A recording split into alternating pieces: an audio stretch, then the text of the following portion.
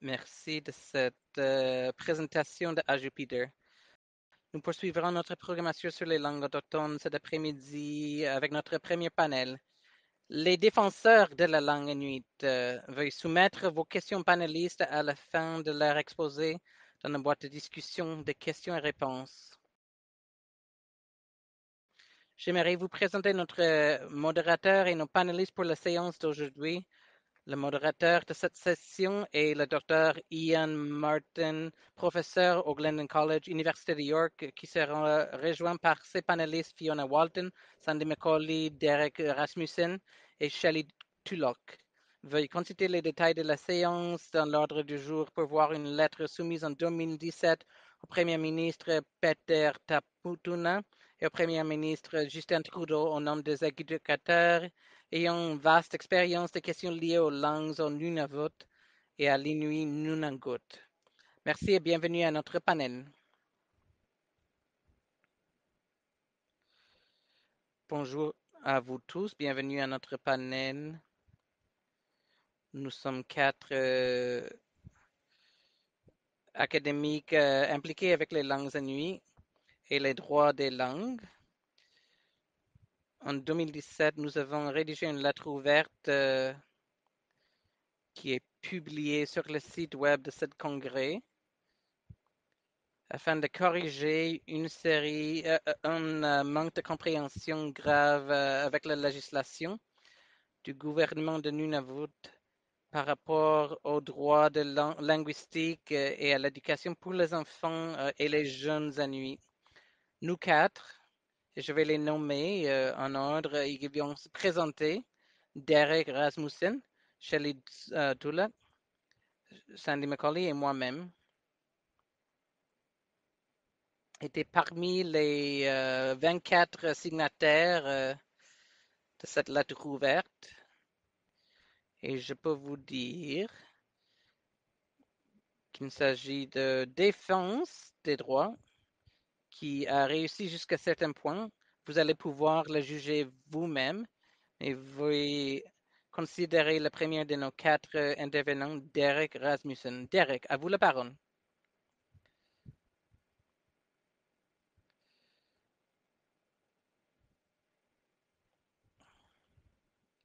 Merci à vous tous.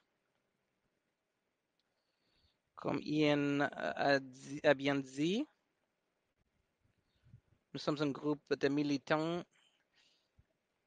inquiets pour la situation linguistique à Nunavut. Et même si nous ne sommes pas des Inuits, nous célébrons les Inuits et Inuits qui défendent leur langue. Cependant, nous n'aurions pas dû se faire si nous, les non-Inuits, n'essayons pas de détruire les langues Inuits. Moi, je suis un blanc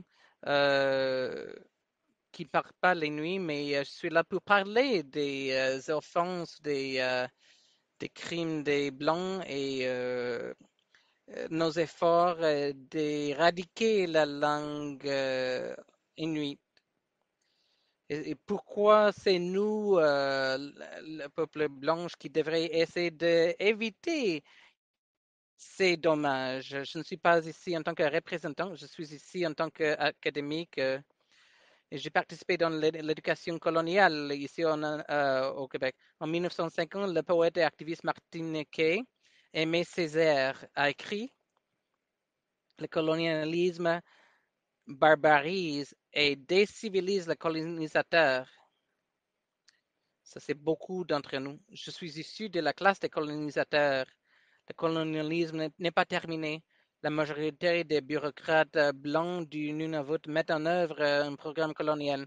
Ils refusent de reconnaître et de respecter la culture et la langue qui existaient et qui continuent d'exister après près de milliers d'années ou même plus au Nunavut. Plutôt, ils continuent à essayer d'éradiquer la langue et la culture inuite avec la dernière version des écoles d'assimilation 2.0. Selon le président inuit Kotierk, dans la revue Maclean's en 2018, sur les 43 écoles à travers le Nunavut, toutes les écoles fonctionnent sauf à Iqaluit en anglais. 37 des 42 directeurs d'école sont des blancs anglophones. Des à peu près 10 000 élèves dans le système, la grande majorité, comme 9 300 ou 9 600, sont des Inuits qui parlent l'Inuktitut comme langue maternelle. Il y a 90 élèves francophones et 403 élèves de langue maternelle anglaise. En 2018, le Nunavut comptait 452 enseignants anglophones. Donc, tout ensemble, il y avait en réalité plus d'enseignants anglophones que d'élèves anglophones dans les écoles. Cependant, en même temps, le gouvernement du Canada dépense 44 fois plus pour le français au Nunavut que pour l'Inuktitut, comme 8 000 $ par francophone à Nunavut et 186 $ par personne qui parle Inuktitut. En 2008, le gouvernement public du Nunavut, ce n'est pas un gouvernement autonome inuit, mais un gouvernement public comme l'Ontario ou l'Alberta, a légiféré pour exiger que la langue d'enseignement de la maternelle à la deuxième année soit l'Inuktitut d'ici 2019.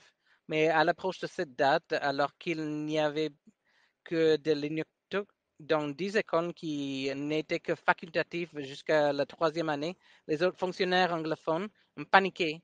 Et au lieu d'essayer de trouver un moyen d'atteindre une partie de l'objectif, en 2017, leurs avocats blancs leur ont rédigé une loi pour simplement repousser la date de 10 ans, sans aucun plan pour atteindre l'objectif de l'enseignement de la maternelle à la deuxième année. Donc, tout comme Ian a dit, en 2017, un groupe d'universitaires, pour la plupart non autochtones, y compris les panélistes ici, afin de protester cette action, nous avons rédigé une lettre ouverte. La première version de la lettre a été rédigée par Fiona Walton, puis d'autres personnes dont Shelley Tulloch et Joan Tompkins, Paul Berger, Heather McGregor, ont effectué des révisions des ajouts. Fiona a rédigé la première ébauche le 14 mars 2017 et la lettre a été envoyée avec plusieurs signatures le 16. Il y avait 3 jours entre l'ébauche et la publication, de délai d'exécution très rapide pour une lettre ouverte de ce type. Cela a montré que lorsqu'un groupe de personnes se réunit, elles peuvent accomplir quelque chose de positif. Les gens se sentent impuissants lorsque les gouvernements et les entreprises font des choses idiotes et nuisibles, ou ne font pas les bonnes choses qui semblent évidentes et nécessaires. Mais au lieu de se plaindre, nous pouvons élever une voix collective, nous pouvons protester. Cette lettre de 2017 était justement ça. Et il se trouve sur le site web. Euh, la lettre a été couverte par la presse canadienne, qui a été publiée dans plusieurs journaux. Elle a également été couverte par le CBC Nuntisac News et News North. Cela peut-être joué un petit rôle dans le défait de cette loi affreuse. Mais là, l'équipe des avocats a rédigé une loi même plus affreuse. La nouvelle loi de 2019 réduisait l'Inuktitut en langue dans le système scolaire à un seul cours de langue inuit par jour.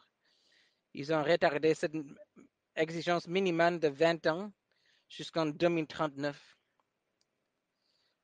Et les parents inuits ont trouvé que s'ils n'obligent pas leurs enfants à aller dans ces écoles, ils risquent d'avoir une réduction de leur allocation alimentaire qui a été faite en 2018.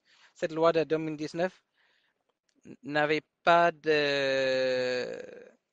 pris en compte les 200 pages de suggestions d'amélioration issues à la critique quasi unanime de la loi précédente de 2017. Donc, pourquoi prétendre faire des consultations?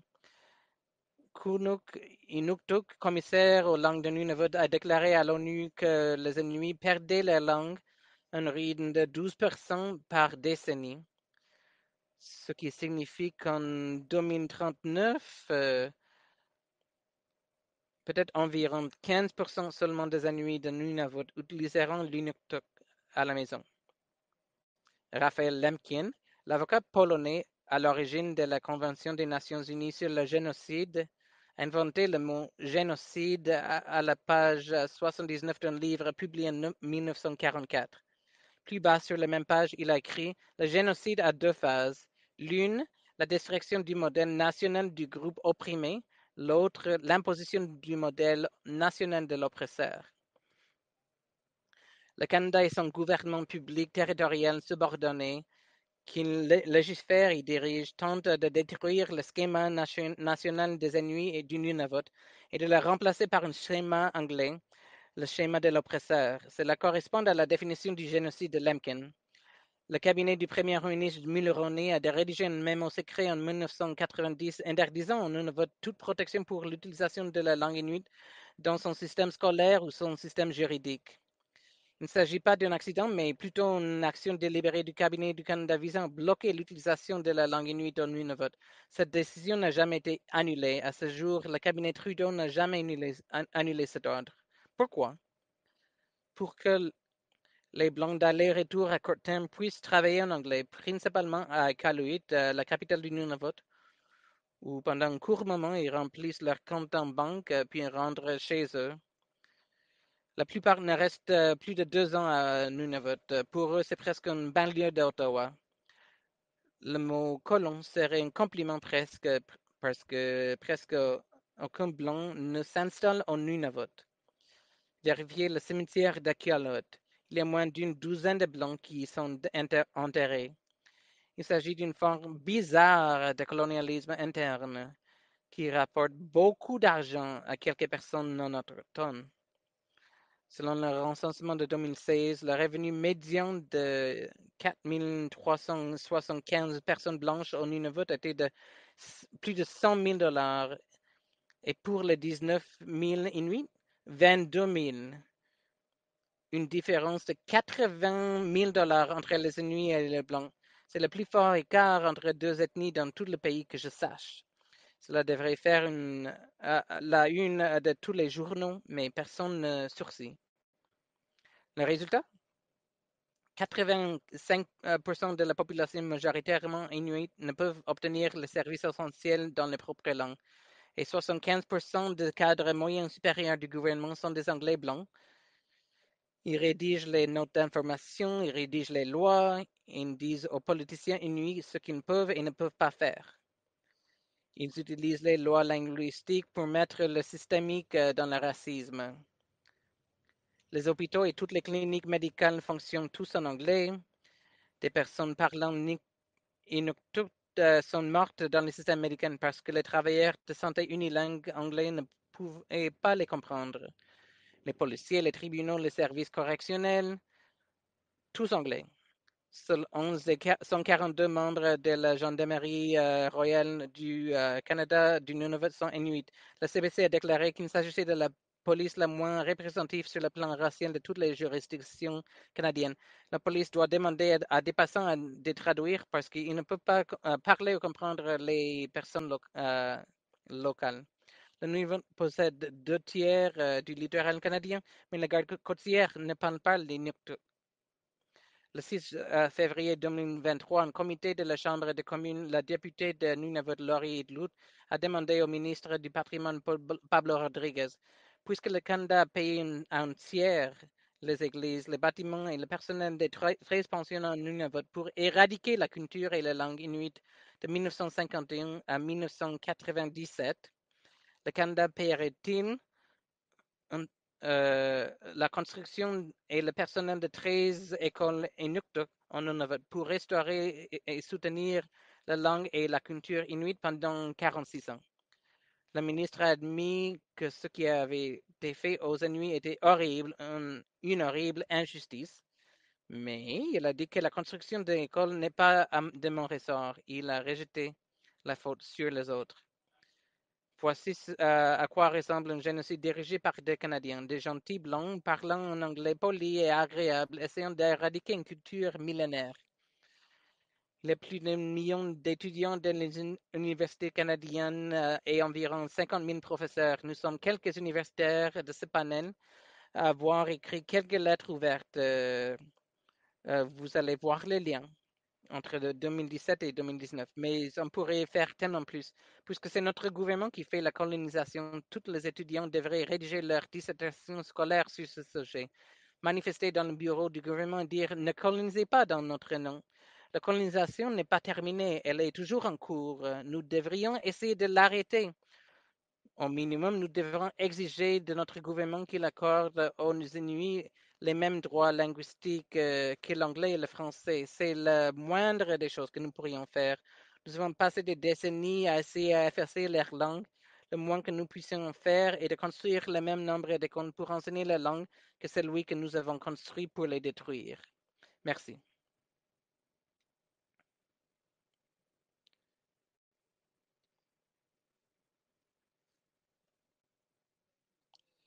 Merci beaucoup, Derek. Euh, J'ai hâte d'avoir une séance de questions-réponses suite aux quatre présentations. La prochaine intervenante sera Shelley Tulloch de l'Université de Manitoba. Est-ce que ça serait possible de voir Shelley à l'écran? Ah oui, voilà. Bonjour Shelley, à vous la parole. Bon après-midi à vous tous. Certains de mes défenseurs de la langue préférée sont des jeunes ennuis. J'aimerais commencer à ce qu'ils ont dit en 2005 dans leur rapport pour le Inuit Circumpolar Youth Council, où ils ont écrit les lois permettent de rendre les choses possibles, mais ce sont les gens qui font bouger les choses. Je vais suivre ce que Ajou et Derek ont dit en explorant la voie, le choix et l'agence et les limites de ceci. En d'autres termes, le pouvoir dans le développement et la mise en œuvre des politiques de langue dans l'éducation. Je vais organiser mes réflexions autour de trois questions principales. Où voyons-nous l'agence dans la politique et la planification de la langue inuite? Comment le contexte limite-t-il ou façonne-t-il l'agence inuite? Et comment pouvons-nous, en tant que Canadiens de tous les horizons, participer à la création d'une réalité linguistique plus juste dans l'Inuit Nunangat et pour tous les Canadiens et Canadiennes? Je suis un peu mal à l'aise pour parler de la défense des langues au Canada. Je suis consciente qu'en tant que Canadienne blanche anglophone de classe moyenne, éduquée, chrétienne et handicapée, j'appartiens à un groupe qui est responsable de l'effacement et du silence de tout ce qui n'est pas l'anglais. Comme l'a dit Ajou, nous devons tous travailler ensemble et comme l'a dit Derek, je crois que les gens qui me ressemblent et qui parlent comme moi doivent se parler pour que nous puissions nous rallier et soutenir ceux qui font les Inuits comme Ajou et comme le Conseil circumpolaire Inuit. Je vous fais part de ce que moi j'ai entendu en écoutant et en travaillant avec des Inuits dans le domaine de la politique et de l'aménagement linguistique au cours des 20 dernières années. Et beaucoup de mes pensées proviennent d'un chapitre que un autre expert inuit, Naulok Arnakuk, et moi, nous avons coécrit en 2018.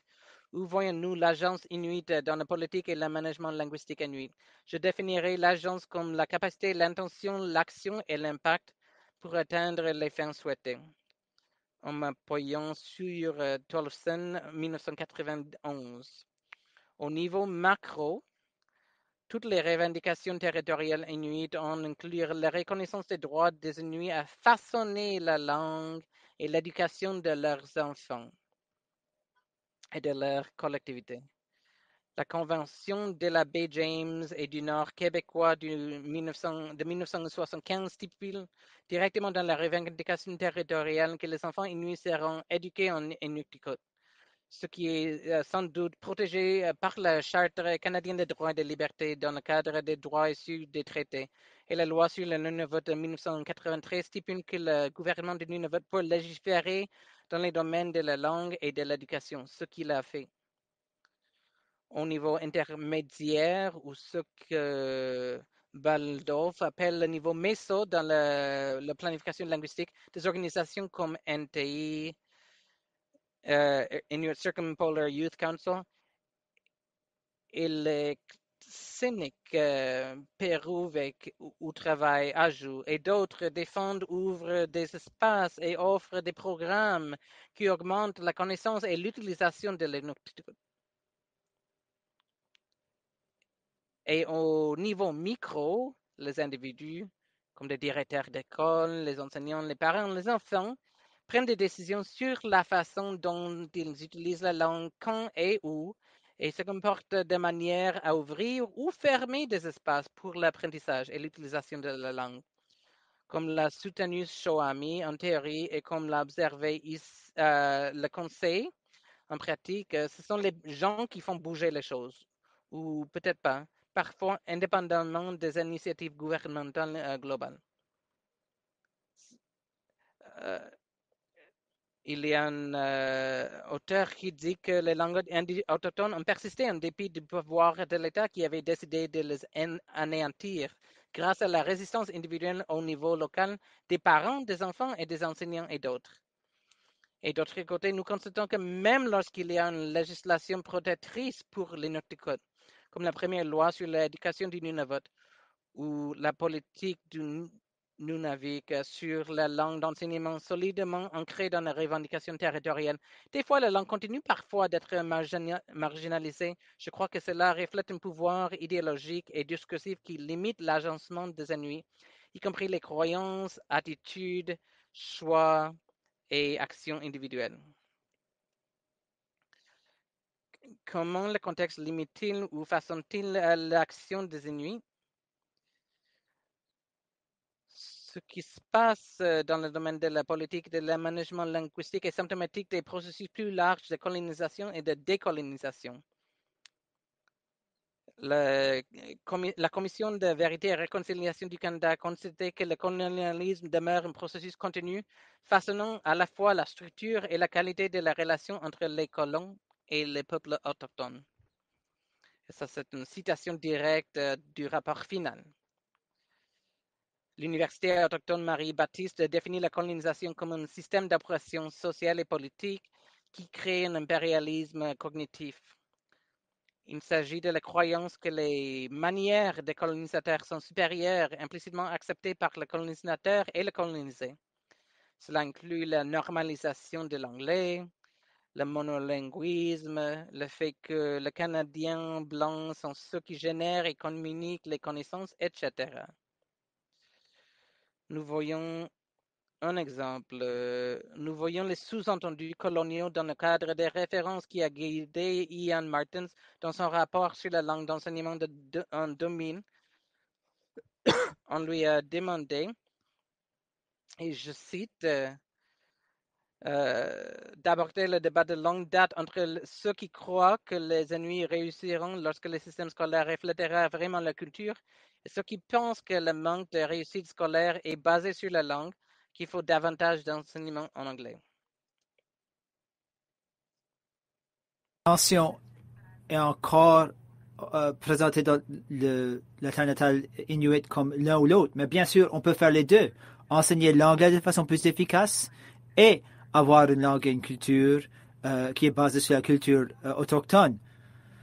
Nous voyons également le contexte colonial qui dit encore les enseignants qui disent aux élèves de ne pas se parler en Inuk parce que les enseignants ne comprennent pas, les directeurs qui décident d'ignorer des politiques linguistiques parce que leurs enfants dans l'école, ils veulent qu'ils soient éduqués en anglais ou ce n'est pas leur priorité, des parents qui décident eux-mêmes d'envoyer leurs enfants à des programmes anglais parce qu'ils disent que c'est la langue Inuktitut qui contribue à leurs difficultés à l'école de leurs enfants.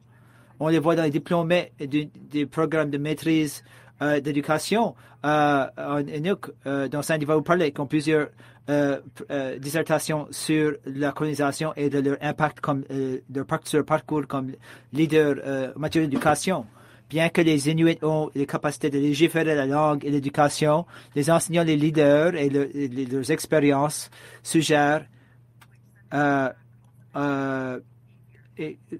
appelle une mentalité et comportement comparé à une couleur de peau, contrôle le pouvoir discursif, notamment les perspectives que l'on entend, les idées qui sont mises en œuvre et les œuvres que nous récompensons. Et la capacité d'agir des Inuits continue d'être mise en cause. Comment est-ce que tous les Canadiens de tous les horizons peuvent participer à créer une réalité linguistique plus juste? Murray Baptiste souligne que les politiques linguistiques et les politiques sont un outil pour équilibrer le pouvoir et les relations dans le contexte néocolonialiste. Et Graham Smith soutient que la décolonisation est un processus d'itération selon lequel on élabore une conscience critique, on résiste aux pratiques colonialistes et on adopte des actions transformatrices. J'ai énormément de respect pour la souveraineté autochtone en langue, en éducation, et je reconnais le leadership autochtone, et je pense que plusieurs choses que les gens qui me ressemblent et qui parlent comme moi, les choses qu'ils doivent et peuvent faire pour les soutenir. On peut soutenir des députés comme Laurie Itlow, dont parle Derek. On peut écrire à nos propres députés et leur dire que nous soutenons du financement pour l'initiative linguistique que demandent les personnes autochtones et que les personnes autochtones savent vont fonctionner. On peut devenir conscient de notre propre complicité en matière de l'effacement des langues en cours, ouvrir des espaces d'autonomie et faire que ce point de vue-là transforme notre culte pratique. L'hégémonie de l'anglais et de le monolinguisme, on peut perturber cela. On peut se mettre à l'aise du fait que des gens qui nous entourent, qui parlent d'autres langues, et rire avec eux aussi, en utilisant d'autres langues et en faisant partie d'un mouvement qui rejette l'hégémonie de l'anglais et des langues des colonisateurs. Apprendre une langue autochtone, afin que les gens avec qui nous travaillons n'ont pas besoin de passer à l'anglais pour nous accommoder. Amplifier les voix inuites, prendre l'occasion d'écouter des documentaires, des vidéos d'Inuits, de parler avec des Inuits en présentiel, écouter et répéter ce que nous entendons à des gens qui n'ont peut-être jamais l'occasion ou de prendre le choix d'écouter à la défense des droits des Inuits. Ainsi, on peut ouvrir des espaces idéologiques et discursifs et moins complicites dans le fait de réduire au silence d'autres langues. On peut également utiliser nos plateformes pour s'attaquer. Sandy va parler de maîtrise en éducation au Nunavut. Et à la fin, j'aimerais bien vous parler d'une initiative à l'Université de Winnipeg qui œuvre à la création d'espaces davantage plus ouverts à l'apprentissage des langues autochtones.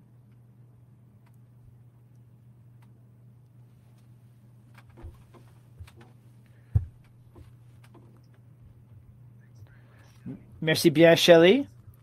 Nous nous écoutons. Ma partie de l'allocution va partager des exemples qui illustrent le potentiel des collaborations personnelles et institutionnelles pour créer des espaces pour l'autonomisation éducative des Inuits par le biais de programmes d'études supérieures. Surtout, j'aborde offert par l'entremise du gouvernement de Nunavut, l'Université de l'île Prince-Édouard. Ian et Shelley étaient également toutes les deux impliqués dans ces initiatives-là. Alors, je vais ouvrir mes diapos.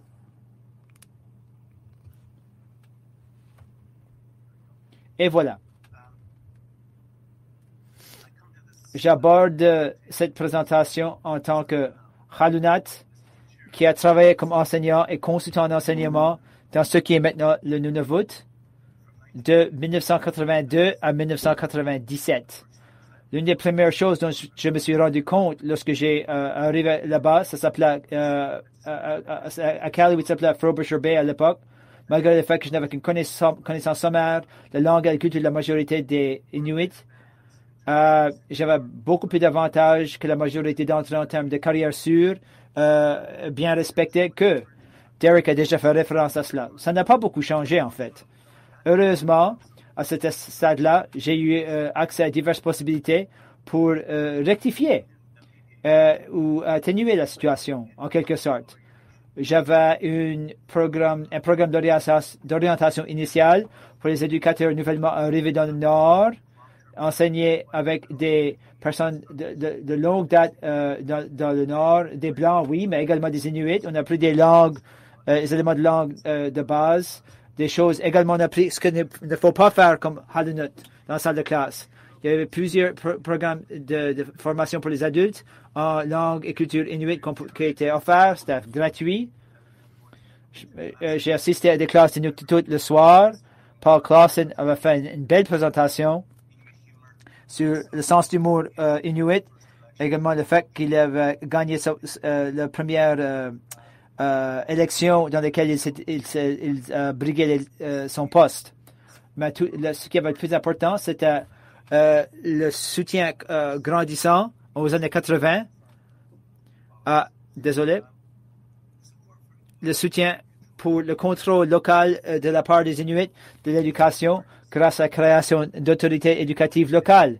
Cela a été préconisé, c'était une consultation, les gens ont écouté, les gens ont agi, et le résultat fut la création de commissions scolaires à travers les territoires du Nord et dans l'Est de l'Arctique. La commission scolaire de la division de Baffin à Iqaluit, c'est le conseil avec qui j'ai travaillé, c'était le premier conseil scolaire divisionnaire dans les territoires du Nord-Ouest.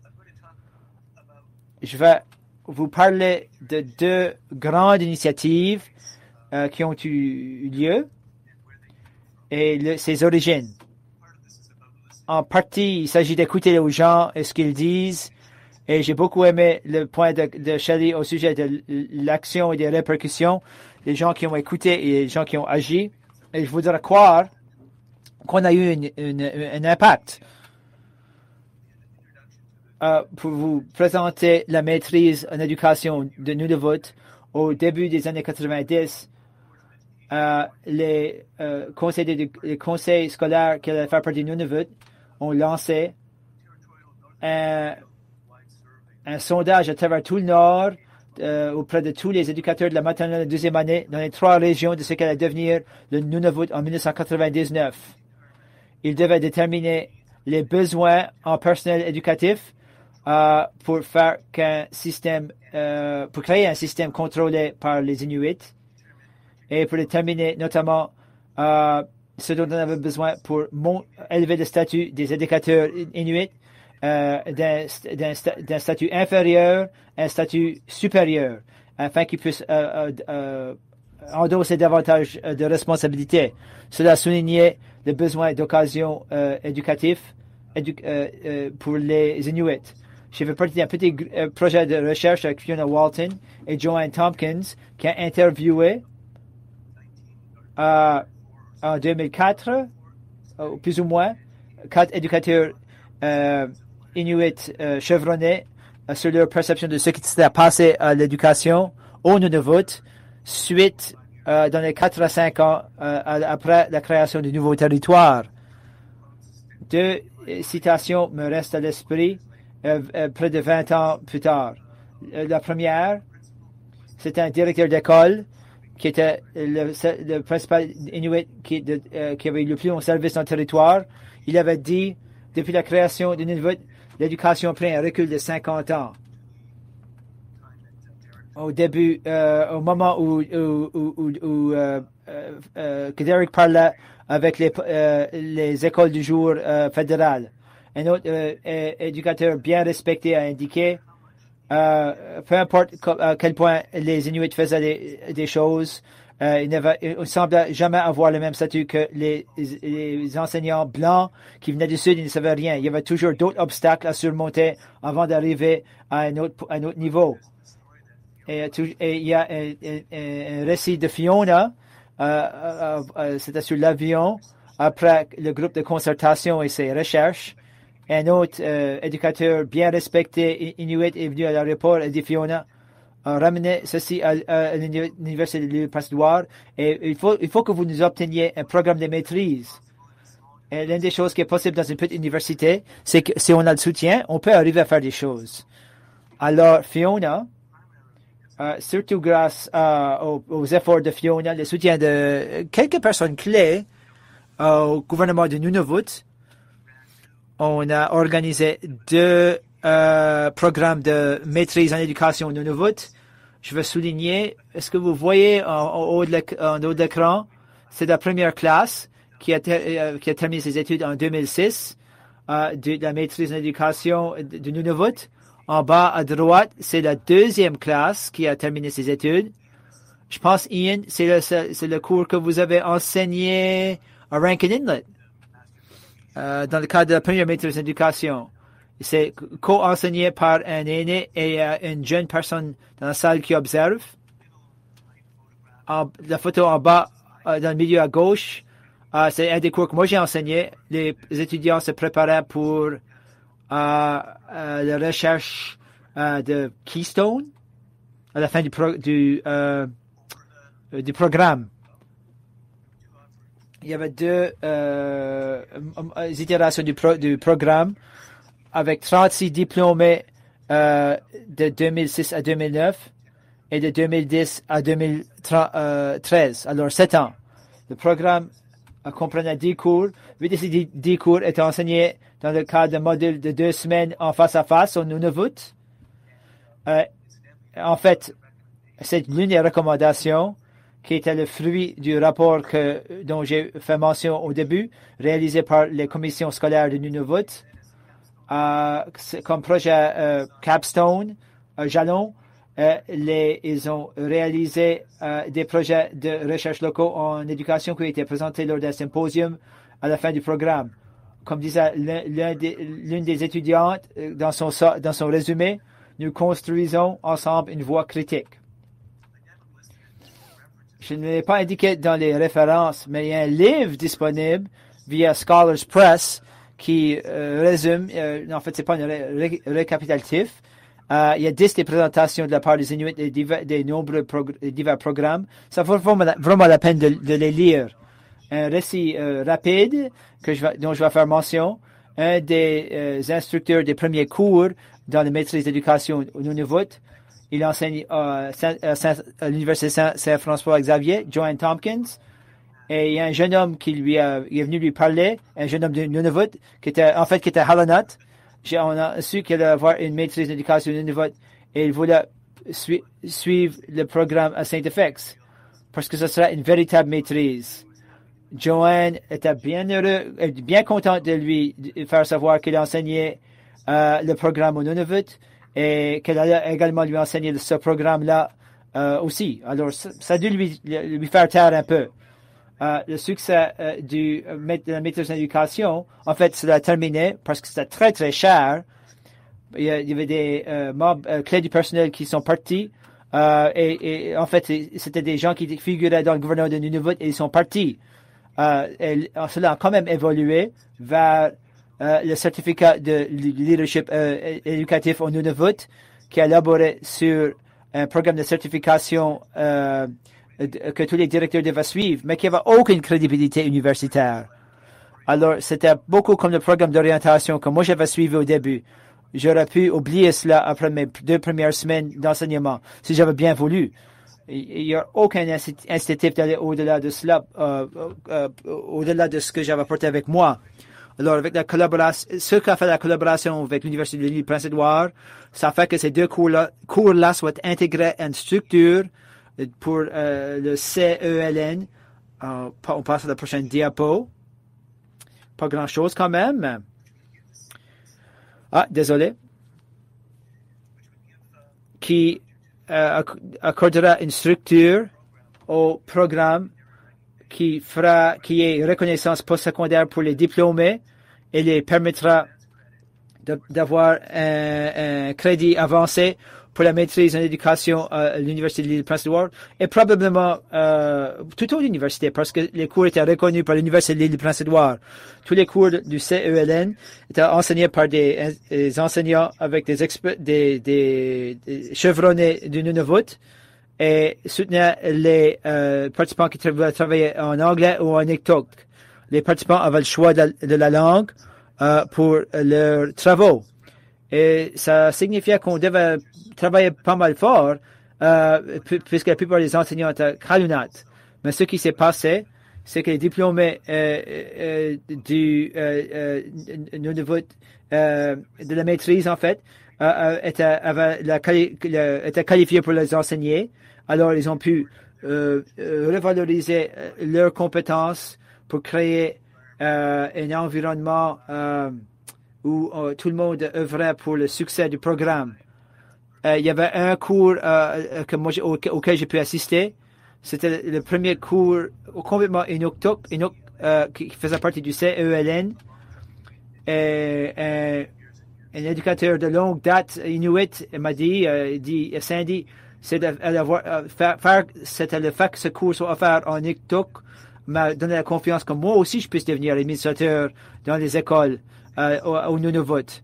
Alors, les trois principes de base en matière de conception, c'était le partenariat entre le GM et la faculté d'éducation à l'Université de l'Île-de-Prince-Édouard. Alors, l'Université de l'Île-de-Prince-Édouard fournissait l'intégrité universitaire et c'était conçu pour être livré au Nunavut pour soutenir les éducateurs au Nunavut. Malheureusement, je ne vais pas m'éterniser sur les raisons pourquoi le partenariat avec l'Université de l'Île-de-Prince-Édouard a pris fin. J'ai des idées à cet égard, mais je ne vais pas les mentionner ici. Ça me rappelle quelque chose qui m'est passé dans ma 3e année d'enseignement. J'ai lu un livre par Hugh Brody, un anthropologue qui avait été vivre à Pond Inlet. Il a rédigé un chapitre sur l'éducation et j'ai parlé à mon directeur d'école et j'ai dit, Malcolm, je dois démissionner. Je viens de lire The People's Land et je peux plus enseigner ici. Et il m'a dit, Sandy, j'ai lu le même livre au même stade de carrière d'enseignement et moi aussi j'ai presque démissionné. Et je me suis rendu compte si je devais démissionner et je devais quitter, ils vont embaucher quelqu'un d'autre du Sud et ils vont tout devoir réapprendre. Alors, pour terminer, je veux souligner qu'il y a beaucoup de potentiel, peu importe toutes les choses négatives qui se sont produites, malgré les structures systémiques. Le pire, en fait, c'est pas intentionnel. C'est comme ça que ça se passe. Si on fait partie du groupe dominant, on ne songe pas à ce que les autres membres du groupe font. Ou qu'on a une responsabilité. Alors, ce que nous avons tâché de faire, c'est de créer une institution de collaboration, des partenariats, créer des espaces où des éducateurs inuits peuvent développer les compétences académiques dans leur propre langue, enracinées dans leur propre culture. C'était très difficile en matière de coûts, d'efforts humains et de soutien continu de la part des institutions. Et pour terminer, je dirais que cela exige le message que moi je garde de ce panel, c'est que ça exige une vision inlassable de la part des étudiants, des instructeurs, des administrateurs. Il y a des gens qui y croient et qui sont prêts à agir à cet égard.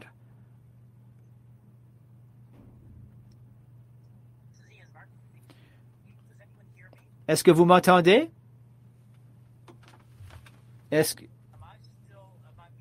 que je suis en sourdine? Ou est-ce que je suis en direct? Ah, d'accord. Alors, je suis sur mon téléphone cellulaire. Je ne peux pas utiliser mon ordinateur portable. Alors, vous avez entendu Derek et Shelley Sandy ont parlé des circonstances dans lequel la lettre ouverte de 2017, en fait, la réaction, c'est une conférence sur les droits linguistiques, notamment sur la journée de défense des droits. L'histoire, le seul territoire où les Inuits sont dans la majorité. En fait, la proportion d'Inuits au Nunavut est comparable à la proportion de francophones au Québec. Et les langues linguistiques au Québec ne pourraient pas être plus différentes. C'est un cas de discrimination linguistique au Canada qui reflète qu'on appelle une hiérarchie de l'appartenance. Les militants linguistiques doivent faire tout ce qui est nécessaire pour illustrer la discrimination et les hiérarchies linguistiques et les effacer.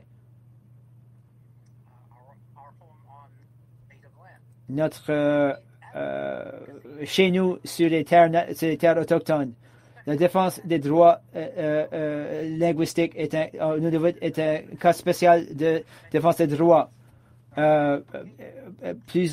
Plusieurs des membres du public sont intégrés dans un contexte d'éducation législatif qui est actuel. Dans le contexte des droits, par contre, malgré le fait que ce ne soit pas mis en œuvre, ce sont des droits et le saut des droits qui existent sur papier à de véritables droits fait l'objet de ma discussion. Le gouvernement du Nunavut, c'est vrai, a longtemps préconisé des législations linguistiques. En fait, la loi sur la protection de la langue inuit, une éducation forte, bilingue, mais ça n'a jamais arrivé. Mais la lettre a été envoyée à l'Assemblée législative qui voulait modifier ce que l'Assemblée législative d'auparavant avait mis en œuvre. En fait, elle va déclarer, c'est-à-dire les défenseurs travaillaient à l'intérieur de la pièce de la législation. Mais la seule législation à l'époque avec laquelle nous travaillons, c'était la législation territoriale du Nunavut. À l'époque, il n'y avait pas de législation fédérale sur laquelle nous, les défenseurs, pouvions nous appuyer pour renforcer notre argument. Aujourd'hui, en 2023, la situation est plus favorable.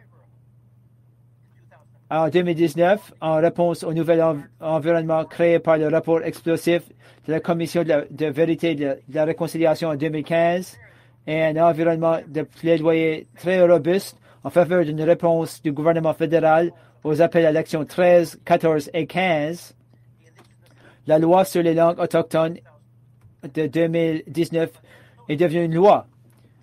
Mais on doit noter que la loi sur les lois autochtones, aucune des demandes n'a été comblée dans cette loi-là. Inaudible.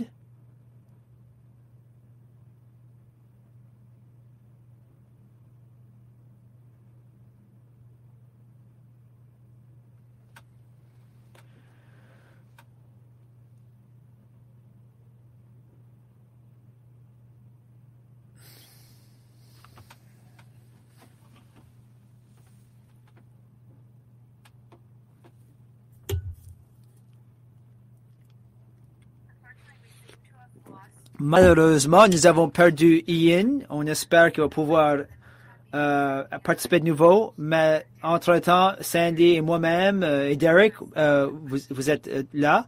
On pourra répondre à vos questions. La première question que nous avons reçue, comment est-ce que les gens à l'extérieur du Nunavut, comment peuvent-ils créer des liens avec leurs députés locaux sur cet enjeu? Et Derek, je pense que vous avez arrivé à mieux répondre à cette question-là que moi. Alors, veuillez bien m'interrompre si vous voulez. Mais je commencerai entre-temps. Si vous pouvez faire une recherche Google sur qui est votre député, ou vous pouvez passer à ourcommons.ca et il y a un engin de recherche où vous pouvez inscrire votre code postal. Ça va vous indiquer votre député. Vous cliquez sur le nom du député, vous aurez leurs coordonnées.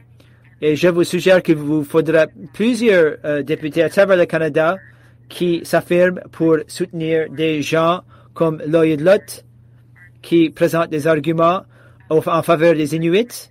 Alors moi je peux créer mon député ici à Winnipeg. Vous pouvez écrire à vos députés peu importe là où ils sont.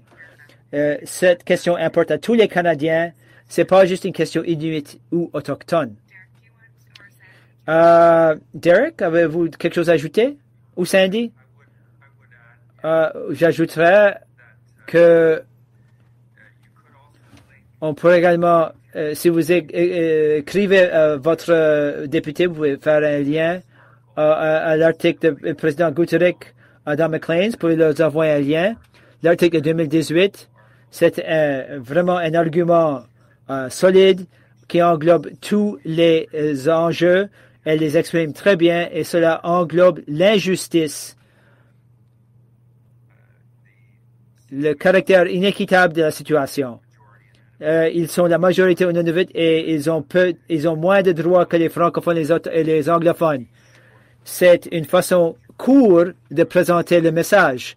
Si vous ignorez comment l'exprimer dans votre communication avec votre député, c'est la seule chose que j'ajouterais.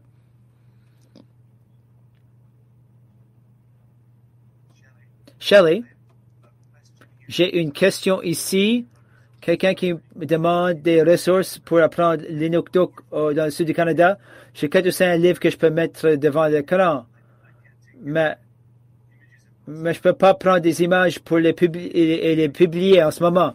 J'apprendrai comment le faire. En passant, la plupart de ceux-ci sont produits par l'entreprise avec qui j'ai travaillé. C'est Inuktitut Essential. C'est à l'envers pour vous aussi? Pilyavik. C'est la langue du sud de Baffin avec l'ancien alphabet. Il y a une grammaire de référence ici.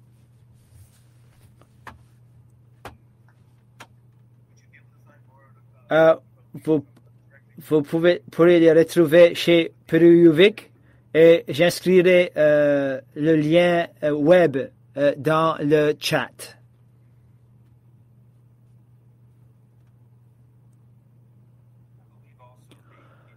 Également, l'association Inuit à Ottawa et Toronto offre des programmes, peut-être à Winnipeg aussi, mais je sais que les organismes urbains Inuit à Ottawa et à Toronto offrent de la programmation linguistique pour les enfants aussi.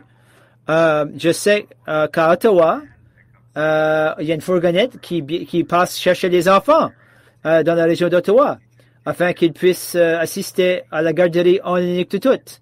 Alors, les organisations à Ottawa et à Toronto aident à enseigner l'Inuktitut dans ces villes-là. À Abotec, à Montréal, a également rédigé de la programmation en Inuktitut. Je ne sais pas si ça se fasse encore. Perovic, dont faisait mention Sandy, a également de belles ressources en ligne pour l'apprentissage de l'Inuktitut. Ça s'appelle tusolana.ca. Je pense pas que vous pouvez voir mon chat, mais c'est Tusalana.ng, Tusalanak. Donc, vous pouvez me chercher en Google ou voir les cours en ligne avec un très bon son et très bon... si vous cherchez Elise Colley aussi, elle est enseignante virtuelle de l'Inuktitut, mais elle est Colley, Coley. Donc, ce sont certaines options pour apprendre l'Inuktitut j'aimerais l'avoir à l'Université de Winnipeg et s'il y a assez de demandes, nous aurons cours et je pense qu'il y a d'autres universités qui ont aussi planifié cela, s'il y a une demande suffisante. Moi, je dirais en termes de défense, je dirais que pour ceux et celles qui ont une familiarité avec les réseaux sociaux, ce serait une bonne idée d'avoir ce message sur Twitter, Instagram, Facebook, parce qu'il y a un manque de compréhension par rapport à ce qui se passe en termes de la manque de justice. Là, il y a beaucoup qui reste à faire pour les canaux. Il y a une manque d'exposition aux questions linguistiques là-bas. Moi, ok, je crois que nous sommes arrivés à la fin de notre discussion de cet après-midi. Merci à Ian qui a préparé ce panel. Malheureusement, sa connexion a été coupée. Merci à la journée de la défense linguistique. Merci de cette invitation.